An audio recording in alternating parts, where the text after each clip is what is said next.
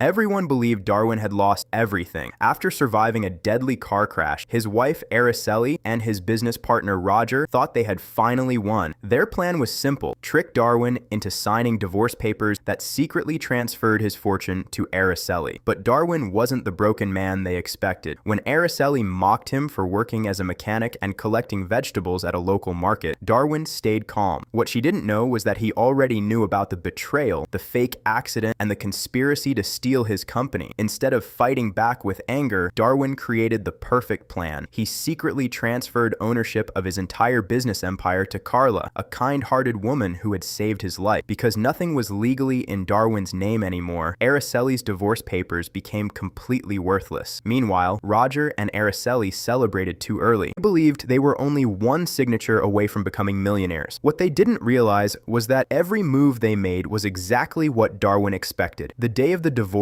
arrived. Without hesitation, Darwin signed the papers. Araceli smiled, convinced she had taken everything. But seconds later, the shocking truth was revealed. She hadn't won a fortune. She had signed for absolutely nothing. Darwin's attorney exposed the entire scheme, revealing that the company had already been transferred before the divorce. Even worse, the secretary who sold confidential information had actually been working with Darwin all along, helping collect evidence against the real criminals. Suddenly, Araceli and Roger weren't celebrating anymore. They were facing possible criminal charges for fraud, conspiracy, and attempted murder. As they stormed out in defeat, Darwin did something no one expected. Instead of taking everything back for himself, he rewarded Carla with a 20% ownership stake in the company. She never asked for money, she simply chose to help someone in need. In the end, Darwin didn't just rebuild his business, he proved that loyalty, courage, and kindness will always defeat greed. Sometimes the greatest revenge isn't getting even, it's winning with integrity.